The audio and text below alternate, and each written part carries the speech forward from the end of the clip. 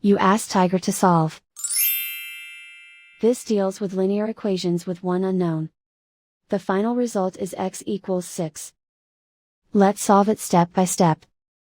Group all x terms on the left side of the equation. Subtract 3x from both sides. Group like terms. Simplify the arithmetic. Group like terms. Simplify the arithmetic. Group all constants on the right side of the equation. Subtract 8 from both sides. Simplify the arithmetic.